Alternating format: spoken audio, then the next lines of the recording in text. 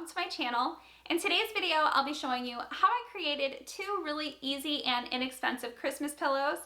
Decorative pillows can get really expensive, and if you're like me and don't like spending a lot of money on them, then I really think that you'll enjoy today's video. If you're loving all of my Christmas DIYs, be sure to give this video a thumbs up and subscribe if you're not subscribed already. Let's go ahead and jump right into today's video.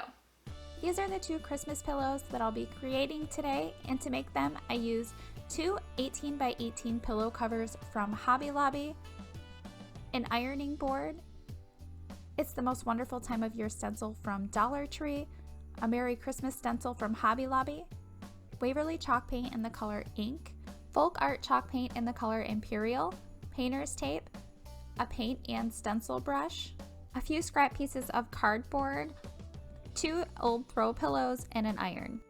I've already washed my pillow covers without using fabric softener. I did not want that to affect how the paint adheres to my fabric, and now I'm just taking my iron on the hottest setting and ironing out all of the wrinkles that are on both pillow covers. Next, I'm putting a piece of cardboard inside of my pillow cover underneath where I'll be painting so that it will prevent any bleed through on the other side of my fabric. I'm going to be creating stripes on this cover, and to do that I'm placing a piece of painter's tape on the very edge of my cover. I'm getting as close to the edge as I possibly can, so I am taking my time when doing this because I want my lines to be really straight, and then I'm just taking the ends of my painter's tape and wrapping them around the edges of the cover. Now I'm applying another piece of painter's tape right next to the tape that I've already applied, and this piece is going to be used as my spacer. I'm applying a third piece of tape right next to my spacer piece and wrapping the ends of my tape around the top and bottom of my cover, just like I did the first piece of tape, and then removing the spacer piece of tape. Now I'm doing the same thing as I did on the other side. I'm placing a piece of tape on the very edge of my cover, then putting a second piece of spacer tape in between the third piece of tape, and I'm making sure that I'm folding the ends of my tape around the top and bottom of my cover. I'm then removing the spacer piece of tape and pressing down along all of my tape to make sure that it's attached nicely to my fabric. Next, I'm painting on my chalk paint in the color Imperial in between the spaces of my tape. I did do only one coat, but while I was painting it on, I was using a little bit of paint on my brush at a time and building the color up so that I wouldn't have any bleeding underneath my tape. And here I'm doing the same thing as I did on the other side, painting my Imperial color paint in between my pieces of tape. Once all of my paint has dried, I'm then peeling off all of the pieces of my painter's tape.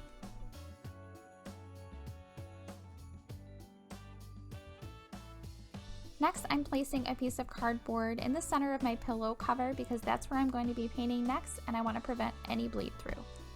I'm using my Merry Christmas stencil on this cover, and here I'm just centering it in between the two lines that I just painted on, and then I'm using some painter's tape around all of the edges of the stencil to make sure that it stays in place.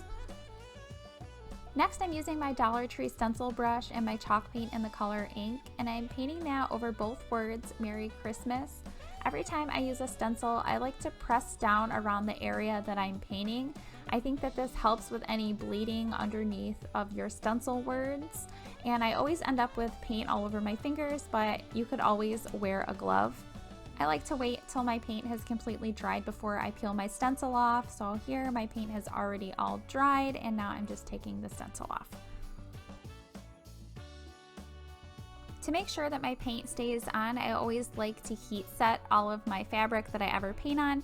So here I'm flipping my pillow cover inside out, and then I'm using my iron on the hottest setting and going over each section where I painted for about 20 to 30 seconds on each spot that has paint on it. Now that I have everything all heat set, I'm simply placing my old throw pillow in my new pillow cover. Now, if you don't have any old throw pillows to use, you can either buy a pack of pillow inserts, which you can get for really inexpensive on Amazon, and I'll have some linked down below, or you can even use a standard bed pillow depending on what size pillow cover you're using. This is what my Merry Christmas pillow looks like all finished. Next, I'll be showing you how I created this It's the Most Wonderful Time of Year pillow using a stencil from Dollar Tree. I've already washed and ironed this pillow cover, and now I'm placing my scrap piece of cardboard inside of my cover underneath where I'm going to be painting to prevent any bleed through on my fabric. Now I'm placing my stencil in the center of my cover, and for this I just eyeballed it. I didn't do exact measurements. Once I have my stencil all centered, I'm then taking some painter's tape and placing it around all 4 edges of my stencil to make sure it stays in place when I'm painting. Once again, I'm using my Dollar Tree stencil brush and my chalk paint in the color ink, and I'm just painting over all of the words on the stencil. And like I said before, when I'm stenciling, I like to hold down around each letter so that I don't have any bleed through underneath my words. And here you can see my fingers are completely covered in paint, but I like to do it this way because I have a little bit more control and the paint just washes off later, so it's no big deal. After the paint has completely dried, I'm then peeling off all of my tape and then removing my stencil.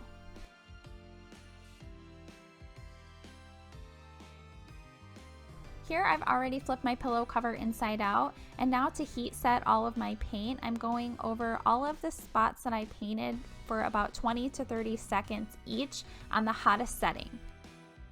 After I have everything all heat set, I'm then flipping my pillow cover right side out and then placing my old throw pillow inside of my new finished cover.